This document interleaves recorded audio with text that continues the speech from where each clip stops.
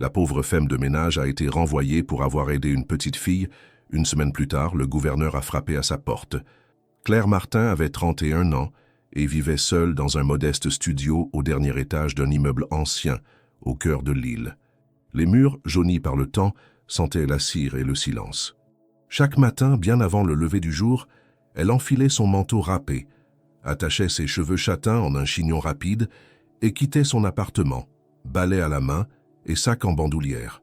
Depuis 7 ans, elle travaillait comme femme de ménage dans une école publique du quartier Oisemez. Une routine bien rodée, marquée par les mêmes gestes répétés, les mêmes odeurs de détergent et les mêmes couloirs que personne ne regardait vraiment. Elle arrivait chaque jour à 6 heures du matin, saluait le gardien d'un hochement de tête timide, puis commençait sa tournée, vider les poubelles, nettoyer les salles, désinfecter les poignées de porte, faire briller les sols.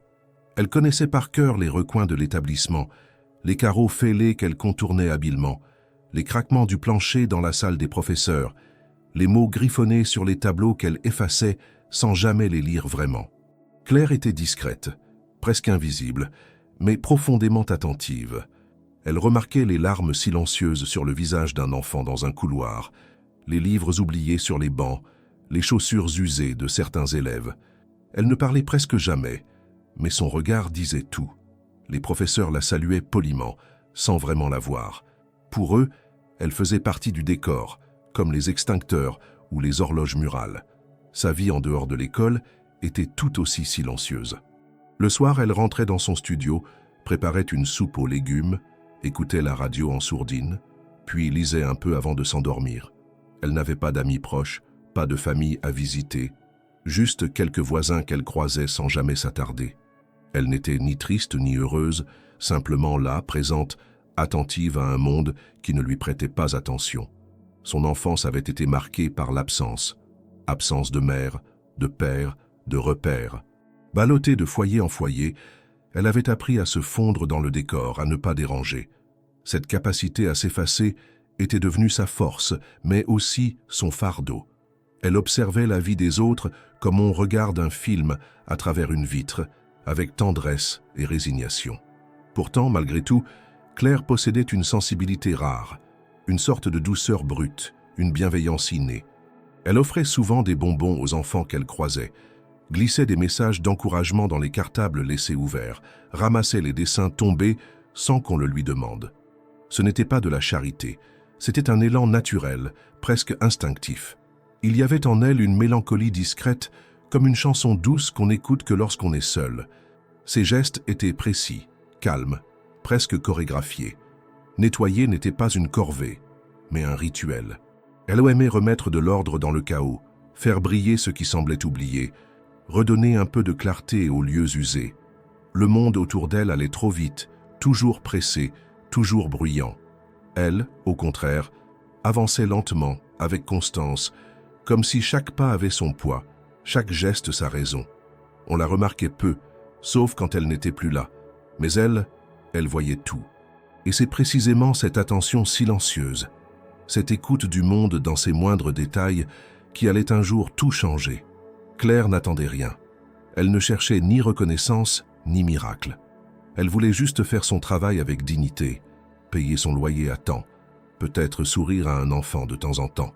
Elle ne se doutait pas qu'un simple geste, une décision impulsive, allait bientôt bouleverser sa routine et l'entraîner bien au-delà des murs familiers de l'école. Car parfois, c'est justement dans le silence que naissent les histoires les plus puissantes.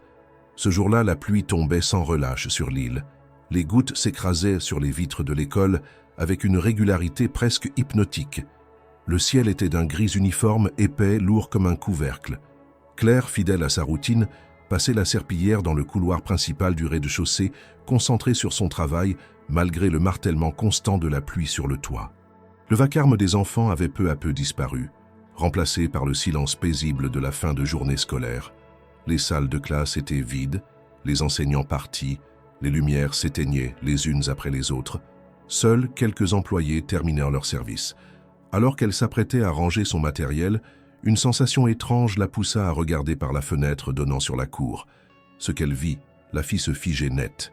Sous le vieux tilleul planté au centre du carré de béton, Une petite silhouette était recroquevillée sur elle-même, immobile, trempée jusqu'aux os. Claire fronça les sourcils, la bouche entr'ouverte par la surprise. Qui pouvait bien être dehors à une heure pareille, sous une pluie aussi glaciale? Elle posa son seau, traversa rapidement le couloir et descendit les quelques marches qui menaient à la porte donnant accès à la cour. En poussant le battant, une bouffée d'air froid la frappa de plein fouet. Elle courut sans réfléchir vers l'enfant, son manteau battant contre ses jambes. Plus elle approchait, plus le malaise grandissait en elle. La fillette était si frêle, si petite, que son corps semblait perdu dans un manteau trop grand. Ses cheveux châtain clair collaient à son visage blême et ses bras étaient repliés sur ses genoux dans une tentative vaine de se réchauffer. Claire s'agenouilla à ses côtés. « Hé, tu vas bien, ma chérie? Qu'est-ce que tu fais là, toute seule ?» La petite releva les yeux lentement. Ses pupilles d'un vert doux brillaient de larmes contenues et sa bouche tremblait sous l'effet du froid. Elle ne répondit pas tout de suite, mais ne montrait pas non plus de peur. Il y avait dans son regard quelque chose de familier, un mélange de détresse et de résignation que Claire reconnaissait sans l'avoir jamais vu. « Comment tu t'appelles » demanda-t-elle plus doucement. « Élise » murmura la voix presque inaudible. « Où sont tes parents? Ou quelqu'un de l'école » La fillette secoua lentement la tête. Claire regarda autour d'elle. Personne. La cour était déserte, les fenêtres obscures. Tout indiquait que l'école était déjà fermée depuis un moment. Le cœur serré, elle ôta rapidement son écharpe pour l'enrouler autour des épaules de l'enfant. « Viens, on ne peut pas rester là. Tu vas tomber malade. » Elle l'aida à se lever. La petite Élise était gelée, ses membres raides et tremblants. Ensemble, elles rentrèrent dans l'établissement, où régnait déjà l'obscurité. Claire alluma les lumières du hall et la conduisit jusqu'à la petite salle des employés, où elle gardait parfois ses affaires personnelles. Elle attrapa une serviette propre dans le placard à linge et l'enroula autour de l'enfant. Puis, elle ouvrit sa boîte à déjeuner, dans laquelle restait un demi-croissant. Elle le tendit à Élise, qui hésita un instant avant de croquer timidement. Pendant que la fillette mangeait en silence, Claire réchauffa de l'eau dans la vieille bouilloire pour lui faire un chocolat chaud. L'odeur familière du cacao remplit bientôt la pièce, contrastant étrangement avec la situation surréaliste qu'elle vivait. Qui pouvait avoir oublié une enfant de cet âge? Comment cela avait-il pu passer inaperçu? Et pourquoi personne ne semblait la chercher? « Tu es dans quelle classe, Élise? Tu connais le nom de ta maîtresse ?» demanda Claire tout en lui tendant la tasse chaude. « Je suis dans la classe de Madame Leclerc, je crois. » Le ton hésitant de la fillette trahissait une confusion inhabituelle. Claire nota ce détail sans le relever à voix haute. Il y avait quelque chose d'étrange dans l'attitude d'Élise, comme si elle ne savait pas très bien où elle était, ou comme si elle ne se sentait pas vraiment à sa place. Pourtant, elle parlait avec douceur, sans peur, comme si elle connaissait déjà Claire depuis longtemps. « Tu veux que j'appelle quelqu'un? Tes parents ?» Élise baissa les yeux. « Maman est au ciel. Papa, il travaille beaucoup. » Claire sentit un frisson lui parcourir l'échine. Elle ravala ses questions. Mieux valait ne pas brusquer cet enfant, dont le regard disait déjà bien plus que les mots. Elle lui caressa doucement les cheveux et resta assise à côté d'elle, en silence. Les minutes passaient lentement, enveloppées d'un calme inattendu. Quand la pendule indiqua près de 7 heures du soir, Claire décida qu'il était temps de faire quelque chose. Elle téléphona au gardien, qui promit de contacter la direction et de voir s'il avait un numéro d'urgence pour Élise. En attendant, elle resta là, assise à côté d'elle, tenant sa petite main froide dans la sienne. Ce soir-là, Claire ne rentra pas chez elle avec l'impression d'avoir nettoyé une école. Elle rentra avec l'étrange certitude d'avoir été au bon endroit, au bon moment. Elle ne savait pas encore à quel point cette rencontre allait changer sa vie, mais une chose était sûre, en partageant ce croissant et ce moment de chaleur, elle avait brisé, ne serait-ce qu'un instant, le silence glacé de son propre monde. Le lendemain matin, l'air était encore saturé d'humidité. Les pavés de la cour luisaient sous les lampadaires et une brume fine s'étirait au ras du sol. Claire, arrivée plus tôt que d'habitude, avait à peine franchi les portes de l'école qu'elle sentit quelque chose d'inhabituel. L'atmosphère était tendue. Le regard du gardien, d'ordinaire courtois et indifférent, semblait cette fois empreint de gêne lorsqu'il la salua. Elle poursuivit néanmoins son chemin, convaincue d'avoir simplement mal dormi ou d'être encore troublée par la soirée précédente. Elle se rendit directement à la salle des employés pour y déposer ses affaires, puis entreprit de nettoyer l'entrée principale. Elle travaillait en silence, repensant au visage d'Élise, à ses petites mains tremblantes, à la douceur avec laquelle elle avait murmuré « merci » avant de partir, finalement confiée à une responsable du personnel venue en fin de soirée la récupérer. Claire n'avait pas dormi.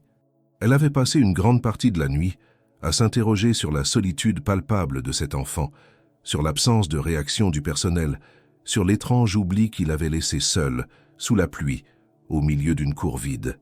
Aux alentours de 8 heures du matin, la voix sèche et autoritaire de la directrice, Madame Hélène Masson, brisa le calme du couloir. Claire sursauta en l'entendant appeler son nom d'un ton tranchant.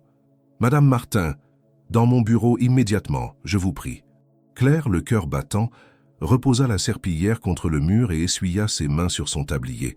Elle n'avait aucune idée de ce qui l'attendait, mais quelque chose dans le ton de la directrice ne présageait rien de bon. Elle entra dans le bureau, où l'attendait déjà Madame Masson, debout derrière son bureau, les bras croisés et les sourcils froncés. « Asseyez-vous. » Claire obéit en silence. « J'ai été informée de ce que vous avez fait hier soir. » Claire hocha la tête lentement, cherchant à comprendre l'ampleur de ce reproche implicite. « Vous avez recueilli une élève, seule, sans autorisation, sans en référer à quiconque, sans informer l'administration. Vous avez pris l'initiative d'interagir avec une enfant en dehors de vos fonctions. Cela dépasse de très loin votre cadre professionnel. »« Madame, L'enfant était seule sous la pluie. Elle tremblait de froid, il n'y avait personne. Je ne pouvais pas simplement passer mon chemin. Ce n'est pas votre rôle de juger ce qu'il faut faire ou non dans ce genre de situation, » coupa la directrice d'un ton glacial. « Vous êtes employée en tant qu'agente d'entretien, pas en tant qu'éducatrice ni assistante sociale. Il existe des procédures très claires pour ce type d'événement. Vous les avez ignorées. » Claire sentit une chaleur lui monter au visage, une incompréhension mêlée d'indignation. Elle n'avait rien fait d'autre que suivre son instinct, que protéger une enfant manifestement en détresse. Elle tenta de répondre, sa voix légèrement tremblante. « Je comprends qu'il y ait des règles, mais j'ai fait ce que j'estimais juste. Je ne pouvais pas laisser cette petite dehors. Elle aurait pu tomber malade. Elle avait peur. Ce n'est pas une question de sentiment, Madame Martin. Vous avez mis l'établissement dans une situation délicate. Imaginez si cet enfant avait été blessé sous votre surveillance. Les responsabilités et les risques juridiques. » Claire baissa les yeux, à la fois honteuse et révoltée. La directrice ouvrit alors un tiroir, en sortit une enveloppe blanche et la posa devant elle. « Vous trouverez ici votre lettre de licenciement. Votre contrat prend fin immédiatement.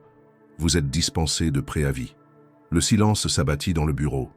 Claire, pétrifiée, n'osait pas bouger. Elle avait toujours été ponctuelle, consciencieuse, discrète. Jamais un mot plus haut que l'autre. Et la voilà chassée pour avoir tendu la main à une enfant abandonnée. « Vous pouvez récupérer vos affaires. Je vous demande de quitter les lieux avant l'arrivée des élèves, » ajouta la directrice en se détournant déjà vers ses papiers. Claire sortit du bureau comme dans un rêve. Elle traversa les couloirs vides, le cœur lourd, l'estomac noué. Personne ne la regardait. Elle n'existait plus. Elle reprit sa boîte, ses affaires, ses clés. Personne ne vint lui dire au revoir. Elle marcha lentement jusqu'à la sortie, sous un ciel à nouveau gris, les yeux embués de larmes qu'elle s'interdisait de laisser couler. Dehors, le vent s'était levé. Claire s'éloigna de l'école sans se retourner. Son monde, déjà si silencieux, venait de se rétrécir un peu plus. Claire ne retourna pas immédiatement chez elle après avoir quitté l'école. Elle erra dans les rues de l'île comme une âme sans ancrage, sans direction. Elle marchait sans regarder où elle allait, perdue dans un flot de pensées qui tournoyait dans sa tête sans trouver d'issue. Les pavés glissant sous ses pas résonnaient dans le silence de son isolement. Chaque battement de cœur semblait émettre un écho douloureux. Chaque respiration était un effort. La décision brutale de la directrice résonnait encore dans ses oreilles, comme un coup de marteau. Elle avait été expulsée de sa vie sans ménagement, comme un objet devenu inutile. Quand elle franchit enfin la porte de son petit studio, la lumière grise du matin filtrait à peine par les rideaux tirés. Elle posa son sac au sol, retira lentement ses chaussures, puis s'effondra sur le canapé, incapable de pleurer, incapable de penser clairement. Elle resta là, immobile, pendant des heures, comme si le temps s'était arrêté avec la dernière phrase prononcée par Madame Masson. Les murs, d'ordinaire rassurants dans leur silence, lui paraissaient maintenant oppressants. Elle sentit le poids d'une solitude ancienne se refermer autour d'elle, une solitude qu'elle croyait avoir apprivoisée. Les jours suivants s'écoulèrent avec une lenteur douloureuse. Claire évitait son téléphone, de peur d'entendre les voix de ceux qui auraient pu lui rappeler son statut, son absence de statut. Elle passait ses journées à ranger, à faire du tri, à frotter des objets déjà propres. Elle nettoyait mécaniquement tout ce qu'elle touchait, comme si elle pouvait effacer l'humiliation, comme si elle pouvait remettre de l'ordre dans le chaos intérieur qui l'envahissait. Le soir, elle gribouillait des mots sans suite sur un vieux carnet, couchait ses pensées dans des lignes incertaines, des phrases fragmentées, parfois juste des noms ou des souvenirs d'enfance qu'elle ne croyait plus avoir. Elle tenta bien de trouver de petits boulots. Elle contacta quelques agences de ménage, remit son CV en main propre à des supérettes, des laveries, même à un salon de coiffure.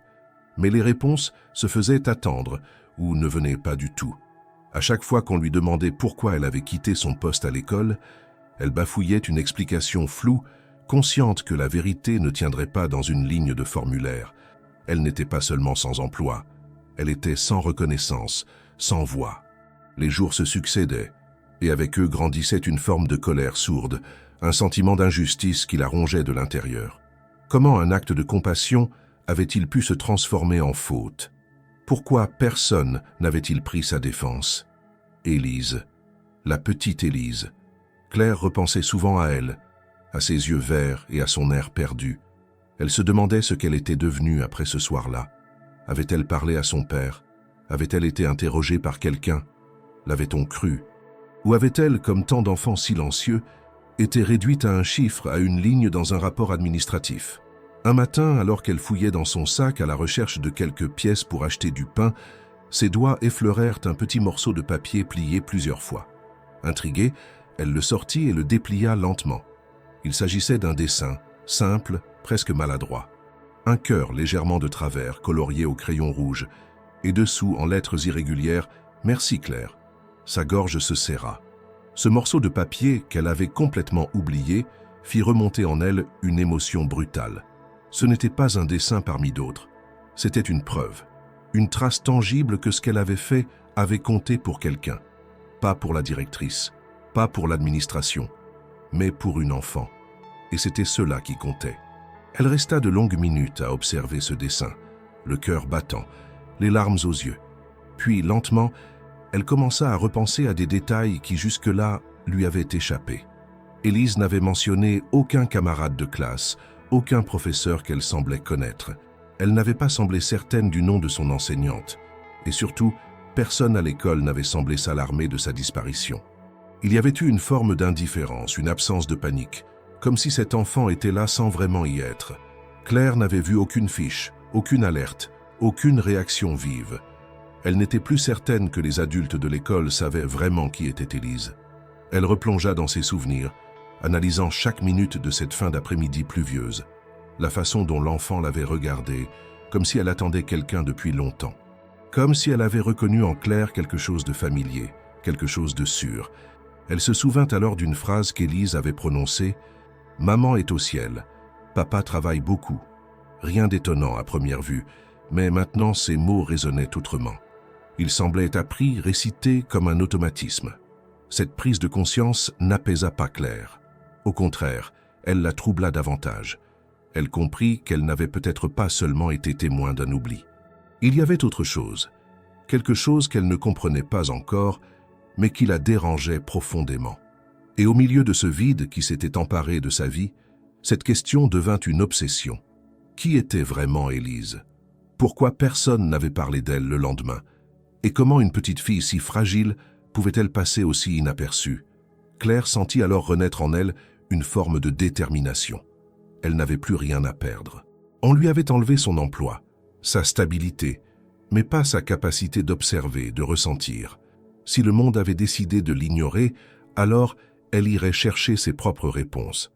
Elle ne savait pas encore où cela l'amènerait. Mais elle savait une chose, elle ne pouvait pas oublier Élise. Et elle n'allait pas laisser cette histoire se dissoudre dans l'oubli. Le dessin d'Élise ne quittait plus le coin de la table de Claire. Elle l'avait posé là, à côté de son bol de café, comme un talisman discret mais puissant.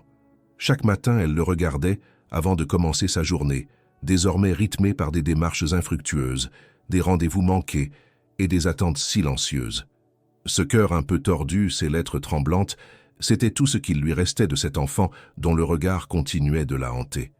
Depuis qu'elle avait retrouvé ce morceau de papier, son esprit ne parvenait plus à se détacher de ce moment passé dans la cour sous la pluie. Plus elle y pensait, plus elle sentait qu'il manquait quelque chose à cette histoire. Une semaine avait passé depuis son licenciement. Les jours n'avaient plus de structure, les heures s'étiraient, et même les bruits familiers de la rue semblaient étrangers. Un matin, en cherchant un reçu dans son sac, Claire tomba sur un autre objet qu'elle n'avait pas remarqué auparavant. Un petit morceau de tissu rose pâle, avec une broderie maladroite représentant une étoile. Ce n'était pas à elle. Elle reconnut immédiatement le motif. C'était un coin de la manche du pull qu'Élise portait ce soir-là. Le tissu avait dû s'accrocher dans la fermeture de son sac ou s'y glisser pendant qu'elle l'enveloppait dans la serviette. Elle le porta à son visage et sentit une odeur subtile de lessive douce, presque maternelle. Ce détail inattendu réveilla en elle une série de souvenirs flous. Elle se souvenait avoir demandé à Élise qui venait la chercher. L'enfant avait baissé les yeux sans répondre. Elle n'avait pas semblé surprise que personne ne soit là, comme si l'attente faisait partie de son quotidien. Claire avait connu cette sensation, elle aussi. Le banc froid à l'entrée d'un foyer, les heures à guetter une silhouette qui ne viendrait pas. Elle savait ce que c'était que d'être oubliée. En repensant à tout cela, un doute profond s'installa en elle. Et si Élise n'avait pas été oubliée par erreur? Et si son absence n'était pas le fruit d'un oubli mais d'un silence imposé? Plus elle creusait dans sa mémoire, plus elle se rendait compte qu'aucun adulte à l'école n'avait véritablement mentionné Élise après ce jour-là. Ni son nom sur les registres, ni appel aux familles, rien. Elle décida de retourner sur les lieux discrètement. Elle savait que ce serait risqué, mais elle avait besoin de réponses. Un après-midi, elle attendit que les élèves soient sortis et que le personnel commence à se disperser. Elle s'approcha lentement de l'école, longeant le mur extérieur, observant les fenêtres du bâtiment. Tout semblait normal. Des enfants rièrent dans la cour.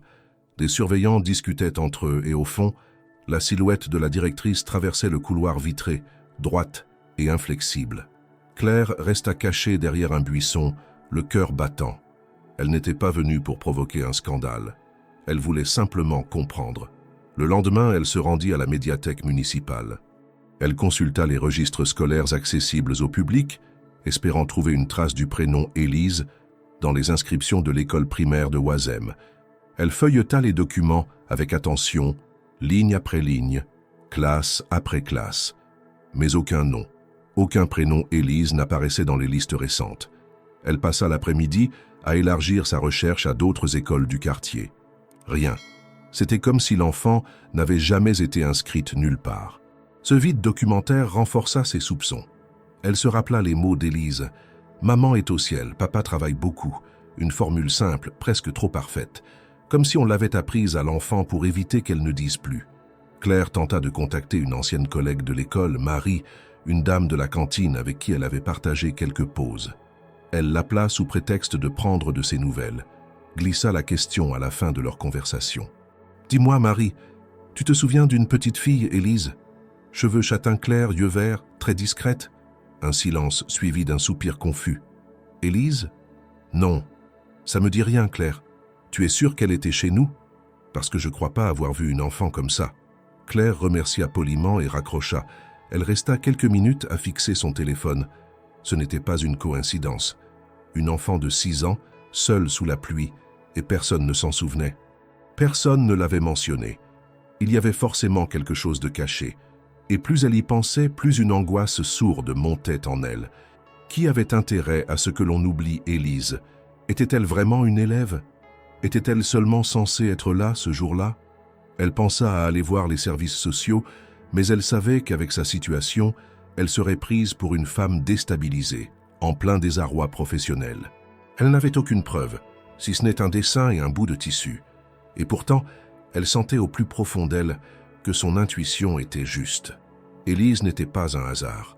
Sa présence dans cette cour, son silence, son absence de traces, tout indiquait une anomalie, un trou dans un récit que personne ne semblait vouloir compléter.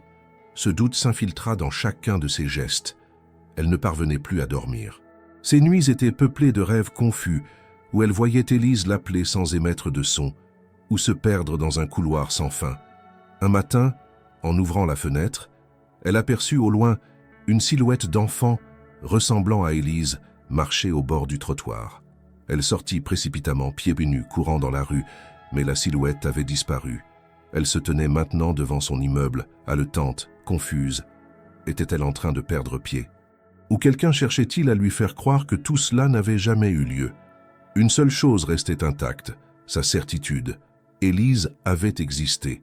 Elle avait tenu sa main, elle l'avait réchauffée, elle l'avait nourrie. Et ce cœur dessiné maladroitement était la preuve que cette rencontre n'était ni un rêve ni une illusion.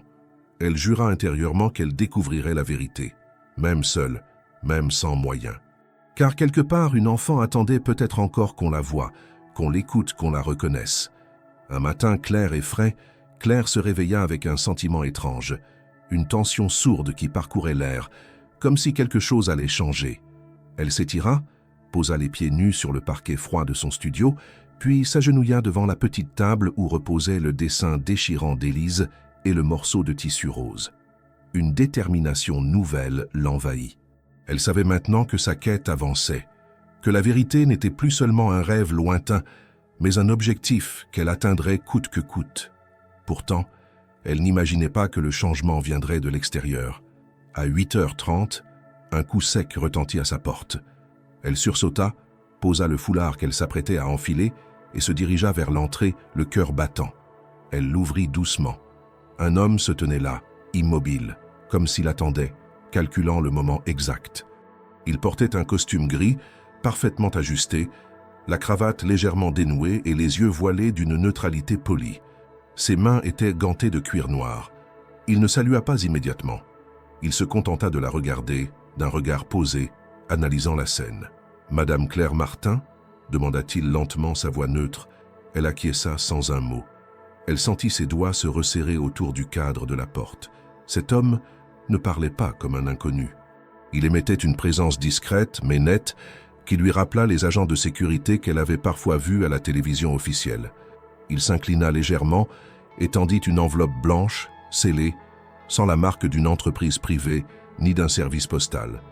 Elle sentit la curiosité poindre, mêlée à une appréhension fébrile. « Je vous prie d'ouvrir ceci, madame.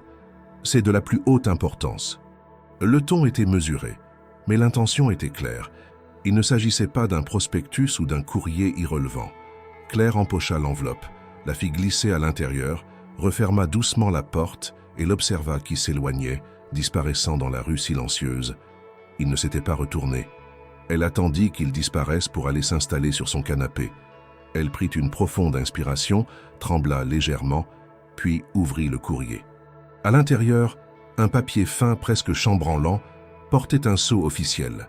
Le bras d'un blason inconnu, stylisé, dont seule la région semblait connaître. Aucun mot ne l'accompagnait. Juste une invitation formelle et concise. Rendez-vous le 30 juin à 10h, à l'hôtel de région bureau du gouverneur régional. Veuillez vous présenter muni de ce document. Sceau régional. Claire relut plusieurs fois. 30 juin, bureau du gouverneur régional. Gouverneur, ce mot revenait à ses oreilles comme un écho incongru. Elle se souvint lorsqu'elle avait nettoyé une statue dans la cour de l'école, une effigie datant d'un homme politique local. Rien ne l'avait préparée à être convoquée par un tel personnage. Une partie d'elle voulait refuser, puis son regard se posa sur le dessin d'Élise posé à côté du courrier. Elle frissonna à l'idée que cette convocation pouvait avoir un lien avec la petite fille. Son intuition, toujours affûtée, confirmait que cette visite n'était ni une coïncidence ni un hasard grotesque. Elle regarda l'heure. 8h50. Le rendez-vous était dans moins de 25 minutes. Mais elle se sentait déconnectée de son propre corps, comme si son esprit se trouvait ailleurs. Elle savait pourtant qu'elle était face à un moment clé. Elle avait le choix de fuir ou d'aller au-devant de ce qui arrivait. Elle posa ses mains sur ses genoux, inspira lentement puis sortit son manteau élimé. Elle prit la direction de l'hôtel de région situé à quelques rues de là, son esprit hanté par les questions. Qui l'attendait? Qu'attendait-on d'elle? Et pourquoi maintenant? Pendant qu'elle marchait, la ville lui paraissait différente. Les passants la croisaient sans la voir, les enseignes luisaient faiblement sous un ciel paresseux, et chaque souffle de vent semblait murmurer une vérité oubliée. Arrivée devant un bâtiment aux façades classiques, Entre deux rangées de platanes silencieux, Claire sentit ses genoux vibrer légèrement. Elle entra, déjà guidée vers un salon d'attente aux murs beige, fauteuil feutré. On lui proposa un verre d'eau. Elle refusa. Une secrétaire la regarda, bienveillante, curieuse, sans poser de questions. On ne lui demanda aucun document supplémentaire que la lettre reçue, ni identité. Tout était orchestré. Elle n'était pas un cas individuel quelconque. Quelqu'un l'avait observée, identifiée, attendue. Quelqu'un au niveau régional. Au bout d'un long moment, elle fut conduite devant une porte ornée d'un nom et d'un titre en lettres dorées. Bureau du gouverneur régional. On frappa, lui ouvrit la porte. Elle entra. La pièce était plus sobre qu'elle ne l'imaginait. Meubles en bois sombre, grandes fenêtres ouvrant sur la ville, affinées par des rideaux blancs. Aucun drapeau ostentatoire, aucune effigie politique sur les murs. Juste une table, deux fauteuils, un bureau. Une chaise attendait en face de ce bureau, en retrait d'une famille de documents parfaitement ordonnés. Et au-delà de la table, il s'y trouvait. Un homme élégant, le regard posé, les mains jointes sur la surface. Il se leva avec calme lorsqu'elle entra. Elle sentit soudain toute son histoire reprendre chair, enveloppée d'une forme de douceur solennelle. « Madame Martin », elle s'inclina légèrement. « Je suis Régis Morel, gouverneur de la région Hauts-de-France. Merci d'être venu. » Elle sentit sa respiration se figer. Ce nom, les Hauts-de-France, la région incluant l'île. Son regard voulait comprendre ce qui se jouait, mais l'homme posa un doigt sur une pile de documents, puis sur le morceau de tissu rose devenu symbole de sa quête. « Je connais votre histoire. Votre geste, hier, a touché ma fille. C'est pour cela que je vous ai contacté. » Claire resta debout un instant, figée devant le bureau du gouverneur. Elle ne comprenait pas encore ce qui l'avait menée jusque-là, ni pourquoi cet homme, figure de pouvoir dans une région qu'elle n'avait jamais pensé pouvoir effleurer, connaissait son nom et son histoire. Régis Morel l'observait avec une intensité tranquille, le genre de regard qui n'appartient qu'à ceux qui ont vu passer des centaines de visages, mais qui savent reconnaître ceux qui comptent. Il lui fit un geste pour l'inviter à s'asseoir, qu'elle suivit avec hésitation. Le fauteuil était étonnamment confortable, le tissu dense, presque chaleureux. Elle posa ses mains sur ses genoux, consciente de leur tremblement discret. « Je me doute que tout cela vous paraît brusque », commença-t-il d'une voix calme. « Et je suis conscient du déséquilibre entre nos rôles, mais je vous ai fait venir pour une raison claire. C'est en tant que père, bien avant d'être gouverneur, que je vous parle aujourd'hui. » Il se leva, s'approcha lentement de la grande fenêtre, regarda la ville en contrebas pendant un moment, avant de se retourner. Claire ne disait rien. Elle tentait de lire dans son attitude des indices sur la direction que cette conversation allait prendre, mais l'homme était maîtrisé, précis, impossible à deviner. « La petite fille que vous avez trouvée dans la cour de l'école, Élise, est ma fille. » Le souffle de Claire s'arrêta net. Elle sentit sa poitrine se serrer et son estomac se nouer. Une seconde de vertige la fit vaciller dans son fauteuil. Elle ne s'attendait pas à cette révélation. Jamais elle n'aurait imaginé que l'enfant abandonné ce jour-là fût la fille du gouverneur régional. Un silence s'étira entre eux, lourd, presque irréel. « Sa mère est décédée il y a un peu plus d'1 an, reprit-il doucement. Une leucémie. Rapide, brutale. Élise a été brisée par cette perte. Elle a cessé de parler pendant plusieurs mois, ne mangeait presque plus. Nous avons tenté les thérapies, les changements d'environnement, mais rien n'y faisait. Elle s'est fermée comme une porte verrouillée de l'intérieur. Mon travail m'a forcé à prendre des décisions que je n'aurais jamais envisagées. J'ai demandé à ce qu'elle soit intégrée discrètement dans une école publique, loin de tout ce qui pouvait rappeler son ancienne vie, sans signalement particulier. C'était censé être temporaire. Il marqua une pause, retourna vers son bureau, s'y appuya légèrement. Ce jour-là, personne n'a été capable de prendre soin d'elle. Personne ne l'a vue, sauf vous. Vous, une employée invisible aux yeux des autres, vous avez été la seule à remarquer sa détresse, à lui parler, à la toucher, à lui offrir quelque chose de simple et essentiel. Un geste humain. Claire l'écoutait, bouleversée. Tout se recollait maintenant. L'absence de nom sur les listes, l'oubli collectif, le comportement flou d'Élise. Cet enfant n'avait pas été négligé par hasard. Elle avait été volontairement tenue à l'écart. Elle n'était pas une élève comme les autres. Elle était la fille d'un homme public brisé par une tragédie privée. Quand Élise m'a parlé de vous, c'était la première fois depuis des mois qu'elle prononçait des mots spontanés. Elle a décrit vos gestes, votre voix, la chaleur de vos mains. Elle a dessiné votre visage. C'est cela qui m'a poussé à faire des recherches. Et quand j'ai découvert que vous aviez été renvoyé pour cet acte, j'ai eu honte. » Il posa alors un dossier devant elle. À l'intérieur, une série de coupures de presse, des rapports, des documents administratifs. Tout retraçait les événements des derniers jours, y compris une lettre manuscrite de l'école justifiant le licenciement. Claire regarda les papiers sans les lire en détail. Elle sentait le sang battre à ses tempes, une chaleur monter dans ses joues. Elle ne savait plus si elle devait pleurer ou se taire. « Je ne peux pas effacer ce que l'on vous a fait subir, mais je peux reconnaître ce que vous avez accompli. Je voulais vous le dire en personne, et je ne compte pas m'arrêter là. » Il ouvrit un tiroir et en sortit une petite boîte en bois qu'il poussa lentement vers elle. Ce n'est pas une récompense, Claire. Ce n'est pas non plus un geste politique. C'est un remerciement personnel, d'un père à celle qui a su voir ce que personne n'a vu. Elle ouvrit la boîte. À l'intérieur, une broche discrète en argent représentant un rameau d'olivier, symbole de paix. Elle ne savait pas quoi dire. Aucun mot ne semblait assez juste, assez digne. « Vous avez bouleversé l'équilibre de ma fille par une simple présence. Je veux que les autres sachent ce que vous avez fait. Non pas pour vous glorifier, mais pour rappeler que dans un monde qui oublie trop vite, les gestes simples comptent. Et si vous me le permettez, j'aimerais parler de vous publiquement. » Claire leva enfin les yeux, croisant ceux de Régis Morel. Elle ne vit ni pitié ni calcul, seulement une sincérité désarmante. Elle acquiesça d'un mouvement léger. Ce qu'elle venait de vivre dépassait tout ce qu'elle aurait pu imaginer. Et pourtant, une part d'elle restait ancrée, prudente. Elle ne cherchait pas la lumière. Elle voulait simplement que l'histoire d'Élise ne soit plus un secret. Le gouverneur appela alors un assistant qui entra pour noter quelques instructions. Claire fut invitée à rester encore un peu dans un salon adjacent pendant que Régis Morel préparait la déclaration. Avant de la laisser partir, il ajouta « Élise m'a demandé si elle pourrait vous revoir. Je lui ai dit que je ferai tout pour que cela soit possible. Vous avez, sans le vouloir, redonné un souffle à sa vie. » Et ce fut dans ce bureau, vaste et silencieux, que Claire comprit que son geste, fait dans l'ombre et sans attente, avait touché le cœur même du pouvoir. L'annonce eut lieu 2 jours après la rencontre. Claire n'avait pas été avertie de la date exacte, ni du contenu précis de ce que le gouverneur allait dire publiquement.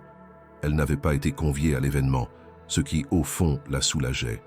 Elle n'était pas à l'aise avec les projecteurs, les regards, les éloges. Elle préférait le silence des couloirs vides à l'agitation des caméras. Ce fut une ancienne collègue qui l'appela le matin même, essoufflée d'émotion. « Claire, tu es dans les infos. Il a parlé de toi, du geste, de la petite. C'est partout. » Claire eut du mal à comprendre au début. Elle ouvrit lentement son ordinateur usé, lança le site d'actualité régionale. En première page, le visage de Régis Morel, grave mais apaisé, sur fond du drapeau de la région. Le titre, en lettres noires, « Une inconnue au cœur immense », le geste d'une femme de ménage qui a bouleversé une enfant et un père. Elle cliqua, lut lentement. L'article retranscrivait le discours du gouverneur mot à mot. Il avait raconté la disparition de sa fille dans l'espace scolaire, l'indifférence générale, la tempête ce jour-là. Puis, il avait parlé de Claire.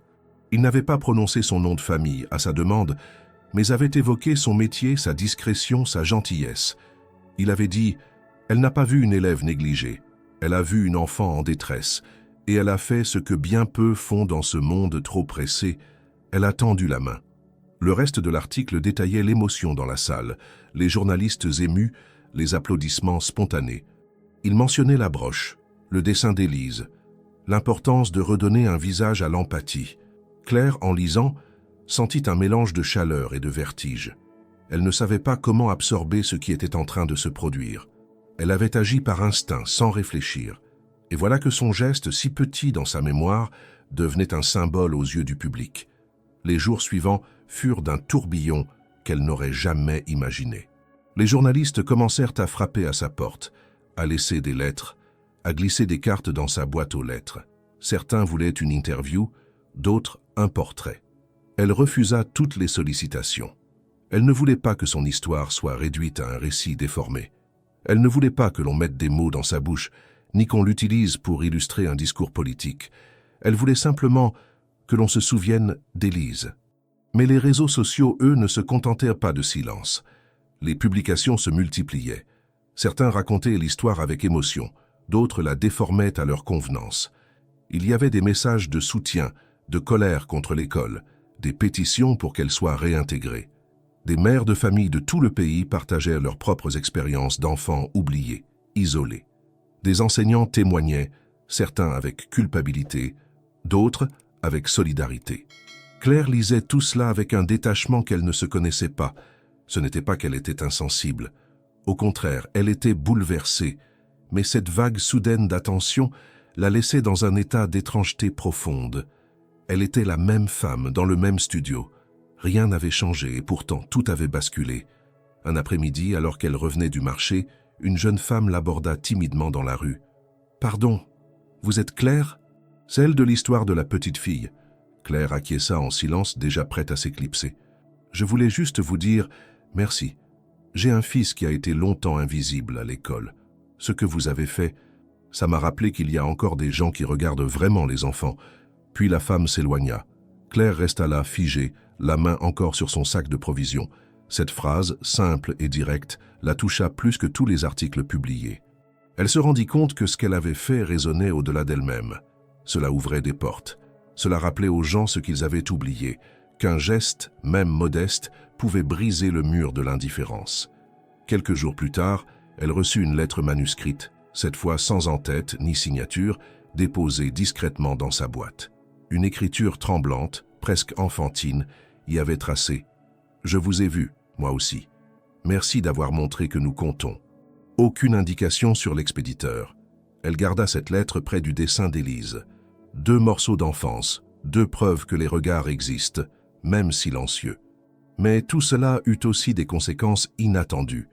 Certains médias commencèrent à interroger l'école, à fouiller dans les décisions prises, à remettre en cause la gestion du personnel. La directrice, prise au dépourvu, tenta de se justifier dans une déclaration sèche, parlant de procédures, de malentendus.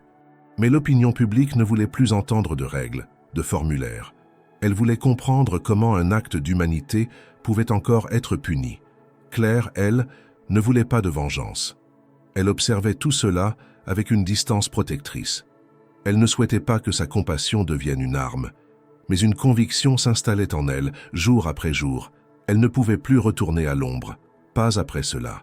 Pas après avoir vu ce que pouvait provoquer un simple croissant partagé, un regard attentif, une main posée sur une épaule d'enfant.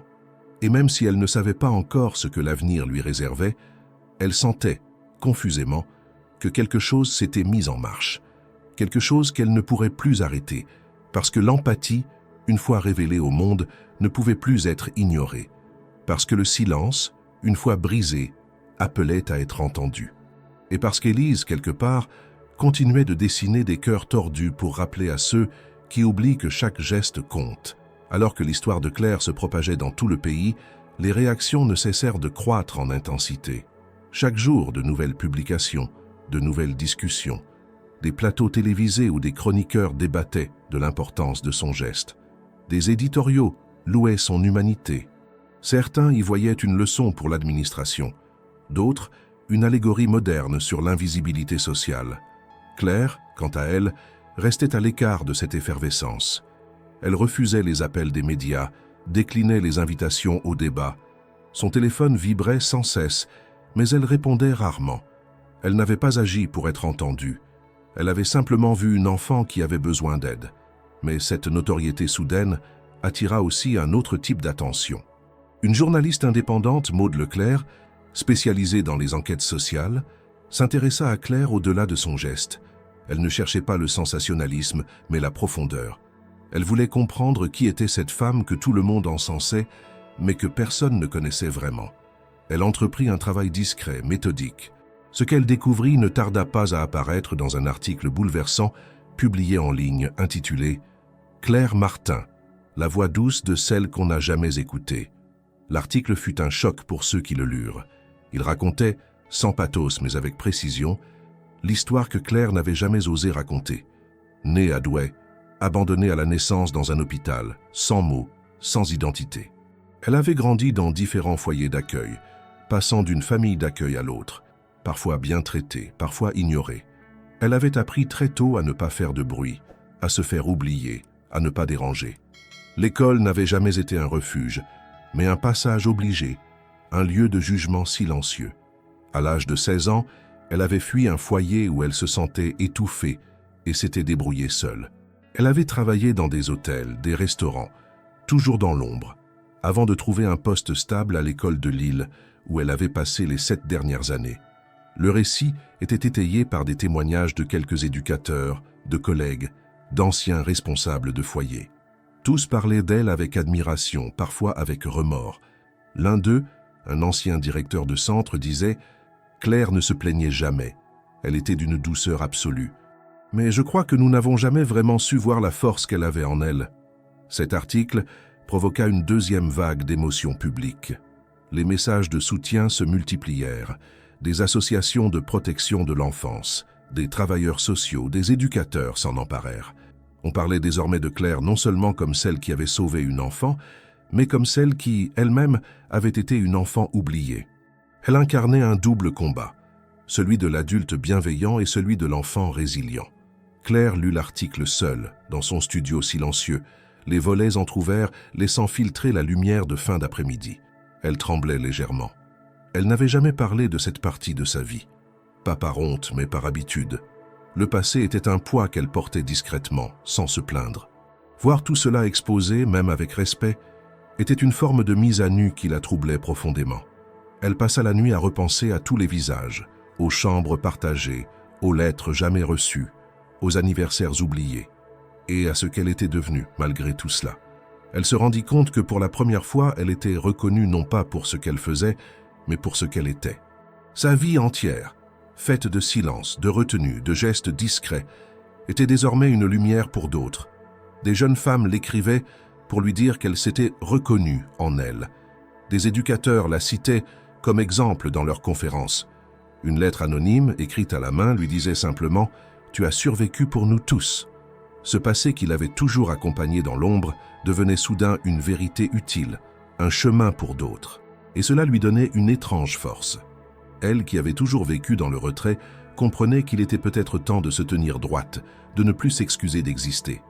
L'histoire d'Élise avait été une étincelle, mais la sienne, désormais, brûlait aussi. Elle décida alors d'accepter une seule interview. Une radio locale, à la voix douce, respectueuse. Lorsqu'on lui demanda pourquoi elle avait fait ce qu'elle avait fait, elle répondit simplement « Parce que j'ai été cet enfant.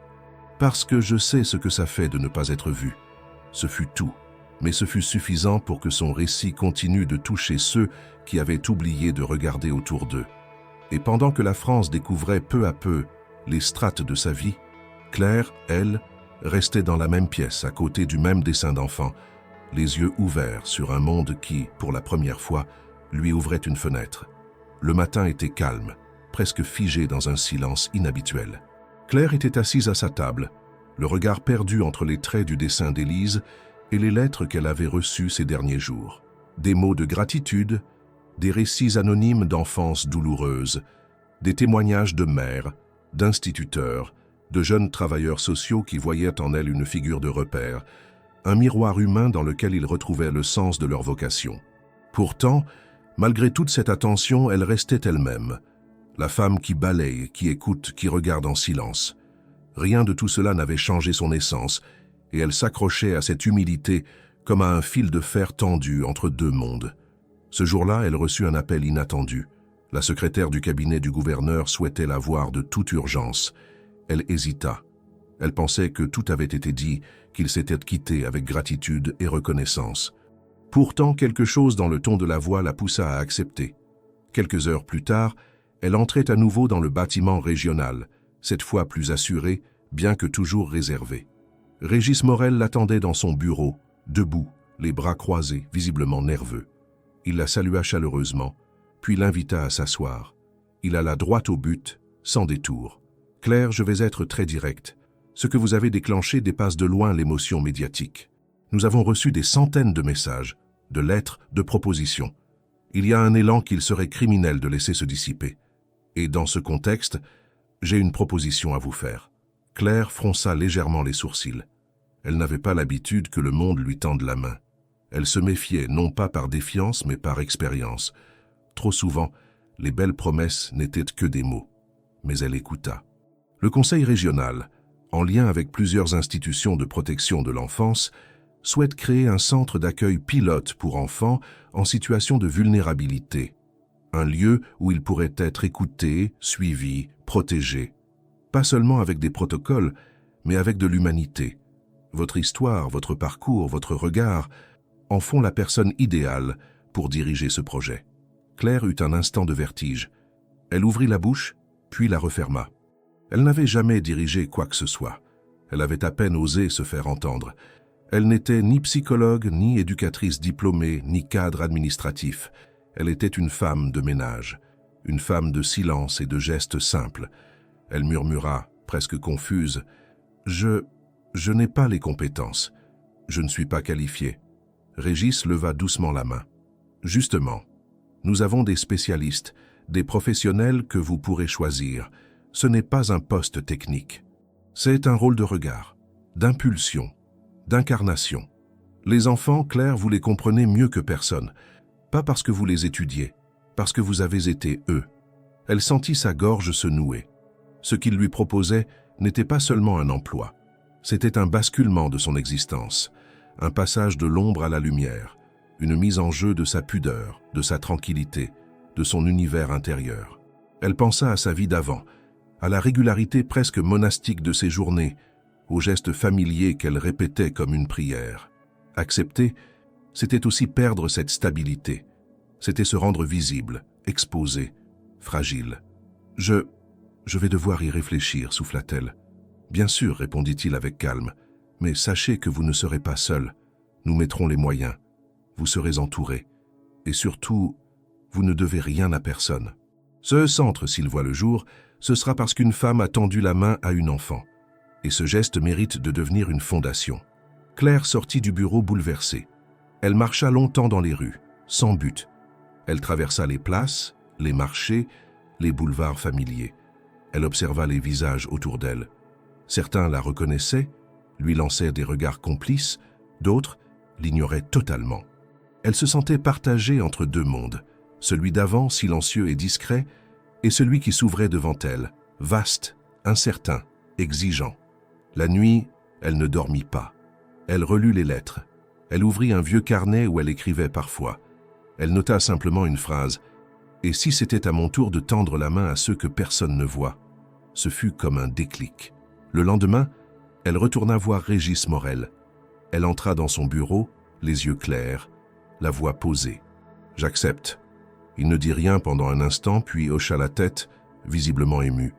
Il comprit que cette femme qui avait refusé toutes les caméras, toutes les récompenses, venait d'accepter le plus grand défi de sa vie. Un défi qu'elle relèverait avec la même grâce silencieuse qu'elle avait toujours portée. Et ainsi, Claire Martin, jadis invisible, s'apprêtait à devenir le visage d'un lieu où les enfants perdus pourraient, pour la première fois, être réellement vus. Quelques semaines après avoir accepté la proposition du gouverneur, Claire se trouvait plongée dans une routine nouvelle, faite de réunions, de dossiers, de choix à faire et de responsabilités à assumer. Chaque matin, elle découvrait un univers qu'elle n'avait jusque-là observé de loin, celui de l'organisation sociale, des institutions, des partenariats. Elle visitait des centres, rencontrait des éducateurs spécialisés, des psychologues, des architectes qui proposaient des aménagements pensés pour les enfants. Elle apprenait à parler devant des groupes, à écouter sans juger, à poser des questions précises. Malgré l'inconfort de ce monde formel, elle avançait avec une constance qu'elle ne soupçonnait pas en elle. Le centre, encore sans nom, prenait forme. Il devait ouvrir dans un ancien bâtiment municipal, rénové pour accueillir une trentaine d'enfants en situation de vulnérabilité. Il y aurait des ateliers, des espaces de parole, des repas partagés, des chambres d'accueil en cas d'urgence. Tout était pensé pour favoriser l'écoute, la dignité et la douceur. Et partout, dans chaque décision, dans chaque détail, on sentait la main discrète de Claire. Pas celle qui imposait, mais celle qui orientait, qui suggérait avec fermeté ce qu'un enfant ressentirait dans tel ou tel espace.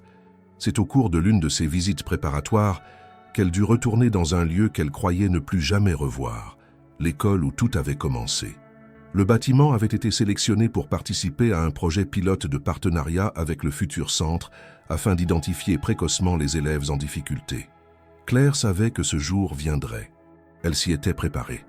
Mais elle ne s'attendait pas à ce que la confrontation soit aussi immédiate. Dès son arrivée, elle sentit l'atmosphère tendue. Quelques enseignants l'accueillirent avec une gêne visible, oscillant entre respect et inconfort. Puis, dans le couloir principal, elle aperçut la silhouette droite et rigide de Madame Masson, la directrice, celle-là même qui l'avait congédiée sans un mot de compassion. Elle s'approcha lentement, ses talons résonnant sur le carrelage. Le silence se fit autour d'elle, comme si l'air lui-même retenait son souffle. « Madame Martin, dit la directrice d'un ton neutre, je vois que vous êtes revenue sous un autre statut. » Claire soutint son regard sans hostilité. Elle n'avait pas de haine, juste une certitude froide. Cette femme, à l'époque, avait eu le choix d'agir autrement. Elle avait choisi la rigidité, l'obéissance au règlement, l'élimination de ce qu'elle percevait comme un écart. « Je suis ici pour le projet, » répondit Claire calmement. « Ce que je représente aujourd'hui n'efface pas ce que j'étais alors, mais je ne suis pas venue pour moi. » La directrice baissa légèrement les yeux. Un pli amer apparut au coin de sa bouche. Les événements ont pris une ampleur inattendue. Il y avait des procédures. Claire l'interrompit d'un regard, non pas tranchant, mais paisible et déterminé. Je ne suis pas venu pour entendre des justifications. Je ne vous demande rien. Je suis venu voir si les enfants ici peuvent bénéficier d'un regard différent. Elle s'approcha d'un mur où étaient accrochés des dessins d'élèves. Elle effleura un papier où une petite main avait dessiné une maison et un arbre, avec une phrase « Ici, je veux qu'on m'écoute ». Claire s'arrêta devant, silencieuse, puis elle se tourna vers Madame Masson, qui l'observait toujours, les bras croisés. « J'espère, Madame, que vous voyez les enfants autrement maintenant. J'espère que vous les regardez vraiment. » Elle n'attendit pas de réponse. Elle se détourna et continua sa visite, saluant au passage des enfants qui passaient en courant, riant, insouciants. Certains la regardèrent avec curiosité, d'autres lui sourirent simplement, sans savoir qui elle était. Mais dans ce regard d'enfant, Claire vit ce qu'elle avait toujours cherché, une présence, une reconnaissance muette, une vérité que les adultes oublient trop souvent. Elle termina la visite en discutant longuement avec l'enseignante référente du projet. Elle exposa ses idées avec simplicité, s'appuyant sur l'expérience vécue, sur les émotions concrètes. Son langage n'était pas celui des experts, mais il touchait juste. Elle parlait de confiance, de stabilité, de bienveillance, comme d'outils essentiels à toute pédagogie. À la sortie de l'école, elle s'arrêta un instant sur le trottoir. Elle se retourna une dernière fois. La façade lui paraissait inchangée. Mais quelque chose en elle avait profondément bougé. Ce lieu qui avait été celui de l'exclusion devenait désormais celui d'une transformation. Elle n'avait pas besoin d'obtenir des excuses. Sa présence, son retour, son calme étaient déjà une forme de victoire. En rentrant chez elle ce soir-là, Claire sentit une fatigue nouvelle, mais aussi une clarté apaisante. Elle n'était plus celle qu'on licenciait sans un mot. Elle était celle qui créait des espaces. Celle qui parlait sans hausser la voix, mais dont chaque mot trouvait sa cible. Et quelque part dans un coin de son cœur, elle savait qu'Élise, même sans comprendre toute la portée de ce chemin, serait fière de celle qu'elle était devenue. Les mois qui suivirent furent parmi les plus intenses et transformateurs de la vie de Claire. Chaque journée était désormais remplie d'activités concrètes, de décisions à prendre, de réunions à enchaîner, mais aussi d'élans humains imprévus. Le projet du centre d'accueil, désormais baptisé Maison Élise, sur proposition spontanée d'un enfant lors d'un atelier participatif, prenait vie au rythme des choix guidés par la sensibilité de Claire. Le nom avait d'abord suscité chez elle un émoi profond, presque douloureux, tant il renvoyait à cette fillette silencieuse qui avait bouleversé son existence. Mais rapidement, elle comprit que ce nom symbolisait plus que le souvenir d'un instant. Il devenait la bannière d'un lieu destiné à protéger ce que l'on oublie, ce que l'on efface, ce que l'on tait. Le bâtiment ancien avait été rénové avec soin, transformé en un espace ouvert et chaleureux. Pas de murs ternes ni de couloirs froids. Les couleurs étaient douces, les meubles pensés pour les enfants, les fenêtres larges pour laisser entrer la lumière naturelle. Chaque pièce portait la trace d'un choix réfléchi. Il y avait une salle d'expression libre, remplie de crayons, de papier, de murs en ardoise. Un salon de lecture avec des coussins immenses, une lumière chaude, et même un coin pour les confidences en tête-à-tête. Un jardin potager avait été planté à l'arrière du bâtiment, un projet auquel Claire tenait particulièrement car elle y voyait une image parfaite de ce qu'elle voulait faire pousser, des enfants enracinés, libres, épanouis. Elle avait su s'entourer, pas de choix hâtif, pas de collaboration imposée. Chaque personne recrutée avait été rencontrée, écoutée, testée sur sa capacité à voir les enfants comme des êtres entiers et non comme des problèmes à résoudre. Il y avait Léa, une ancienne éducatrice spécialisée, douce mais ferme, qui savait se faire respecter sans élever la voix. Il y avait Rachid, un psychologue aux yeux clairs et à la patience infinie, capable d'écouter sans jamais interrompre. Et il y avait Camille, la plus jeune de l'équipe, qui animait les ateliers de théâtre et qui disait souvent « Ici, même le silence est un langage ». Mais au-delà des professionnels, il y avait les enfants, ceux pour qui le centre avait été conçu. Ils arrivèrent peu à peu par l'intermédiaire d'assistants sociaux, d'écoles partenaires ou simplement par le bouche à oreille entre familles en détresse. Chaque enfant portait en lui une histoire complexe, un monde intérieur fragile. Il y avait Ahmed, 8 ans, qui refusait de parler mais construisait des maquettes de villes entières avec des blocs de bois. Il y avait Maëlle, 12 ans, qui écrivait des poèmes en secret dans un carnet qu'elle laissait volontairement traîner pour que quelqu'un les lise. Et il y avait Thomas, 6 ans, qui pleurait chaque matin mais finissait par rire chaque après-midi. Claire ne se contentait pas de superviser. Elle était là, présente, active. Elle aidait à préparer les repas, à ranger les livres, à ramasser les feuilles dans le jardin. Elle écoutait, elle rassurait, elle posait une main discrète sur une épaule tendue. Les enfants, instinctivement, allaient vers elle. Ils la sentaient juste, vraie, incapable de jugement. Elle ne promettait rien, ne forçait rien.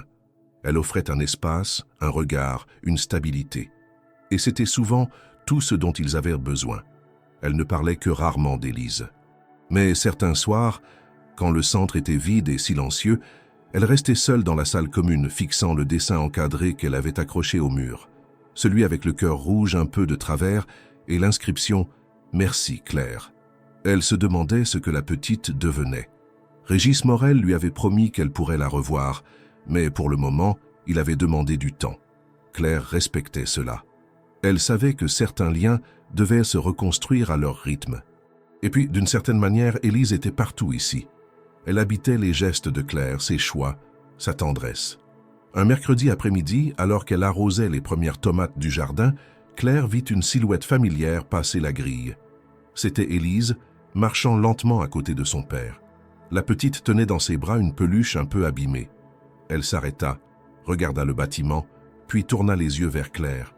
Un sourire mince apparut sur ses lèvres. Elle courut vers elle sans un mot et l'enlaça. Claire resta un instant figée, puis referma ses bras autour du petit corps tremblant. Il n'y avait rien à dire. Tout était là. Élise revint plusieurs fois, pas comme bénéficiaire du centre, mais comme invitée spéciale. Elle participait aux ateliers, dessinait avec les autres, écoutait sans juger. Elle semblait comprendre, malgré son jeune âge, ce que représentait ce lieu. Un après-midi, alors que Claire s'occupait d'un petit groupe de nouveaux arrivants, Élise s'approcha d'elle et lui glissa à voix basse « Tu m'as sauvée, Claire.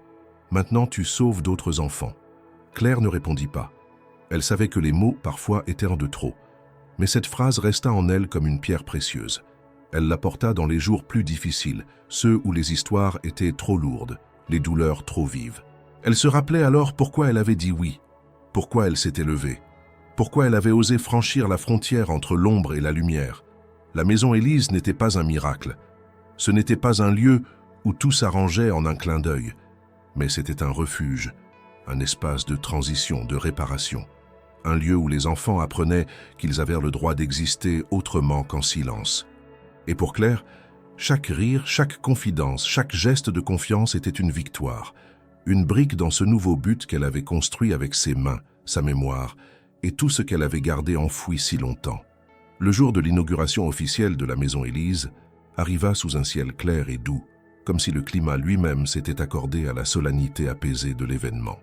La façade fraîchement repeinte du centre était décorée de guirlandes faites à la main par les enfants, avec des cœurs, des étoiles et des messages simples.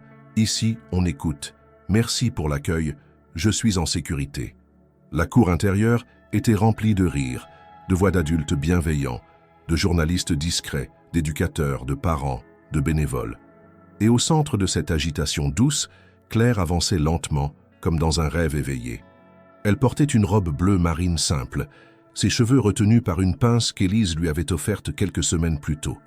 Elle n'était pas à l'aise avec les regards tournés vers elle, mais ce jour-là, quelque chose avait changé. Elle ne fuyait plus les sourires, elle ne baissait plus les yeux, elle avançait avec une sorte de paix qu'elle n'avait jamais connue. Cette maison, ses murs, ses enfants, ses voix, tout cela avait été bâti avec sa mémoire, avec ses blessures, avec ses gestes. Ce lieu n'était pas une récompense. C'était une continuité, une réponse, une réparation. Le discours fut bref. Régis Morel, toujours digne, mais plus ému qu'à l'accoutumée, prononça quelques mots pour rappeler l'origine du projet, sans emphase, sans figure de style. Il parla d'un cœur partagé, d'un regard posé sur une enfant tremblante, d'une main tendue qui avait réveillé en d'autres une responsabilité. Puis il s'effaça pour laisser Claire parler, ce qu'elle fit d'une voix calme, droite, presque chuchotée. Ce lieu n'est pas une œuvre, ce n'est pas une institution, c'est une réponse à un silence. Je l'ai connu, ce silence, je l'ai porté longtemps. Aujourd'hui, j'espère que d'autres enfants pourront vivre autrement, qu'ils auront un endroit pour déposer ce qu'ils ne savent pas encore dire. Elle ne dit rien de plus. Les applaudissements furent sobres, respectueux. Personne ne tenta de prolonger ce moment. Tous comprirent que ces mots suffisaient. Ensuite, la fête commença. Les enfants guidèrent les invités à travers les pièces, montrant les salles comme s'il s'agissait de leur maison, ce qu'elles étaient devenues. On servit un buffet simple dans le jardin. Claire se tenait près du potager, observant la vie qui se déployait autour d'elle. Élise courait entre les arbres avec deux autres enfants, riant d'un rire clair, insouciant. Elle semblait avoir grandi, comme si le poids invisible qu'elle portait autrefois s'était allégé. Claire la regardait avec tendresse, consciente que cet enfant avait été le point de bascule. Non pas une mission, non pas un appel mystique, mais une simple rencontre humaine, brutale et douce, qui avait tout changé. Sans Élise, elle serait restée dans les couloirs silencieux, à nettoyer les traces des autres. Grâce à elle, elle avait découvert qu'elle aussi pouvait laisser une empreinte. Alors que la soirée approchait, que les familles commençaient à partir, qu'on rangeait les nappes, qu'on repliait les chaises, Claire resta encore un peu dehors, dans la cour déserte, les bras croisés, les yeux levés vers le ciel. Une sensation nouvelle l'envahit. Ce n'était ni de la joie pure, ni de la satisfaction. C'était une appartenance, un sentiment rare, longtemps refusé, souvent imaginé, mais jamais ressenti. Elle était chez elle, pas dans un lieu physique, mais dans une fonction, dans un lien, dans une trace laissée. Cette maison, ses rires, ses enfants, ce jardin, tout cela constituait un foyer qu'elle n'avait jamais eu, un espace qu'elle avait construit pour les autres, mais qui l'avait, en retour, reconstruite. Elle repensa à sa vie d'avant, à l'enfant qu'elle avait été, aux nuits froides, au silence accumulé, au visage oublié. Et pour la première fois, elle ne sentit plus de colère, plus de vide. Elle sentit que d'une certaine façon, elle avait réussi à faire la paix. Elle s'assit sur un banc de bois, la lumière du crépuscule adoucissant les contours du jardin. Élise s'approcha, une fleur cueillie à la main, la lui tendit sans un mot, puis s'assit à côté d'elle. Elles restèrent ainsi, sans parler, comme si les mots n'étaient plus nécessaires. Claire passa un bras autour des épaules de la fillette, et dans ce geste simple, tout était dit. Il n'y aurait pas de fin grandiose, pas de chute spectaculaire, juste cette continuité douce, cette stabilité rare, ce sentiment d'avoir trouvé sa place dans un monde qu'elle pensait figé. Et si un jour les murs de la maison Élise devaient s'écrouler, si le temps emportait tout cela, il resterait toujours ce moment, ce cœur dessiné maladroitement, cette peluche tendue sous la pluie, ce croissant partagé, ce regard d'enfant levé vers elle. Claire Martin, jadis invisible, avait offert au monde ce qu'elle avait attendu toute sa vie, un refuge, et en le construisant pour les autres, elle s'était enfin construite elle-même,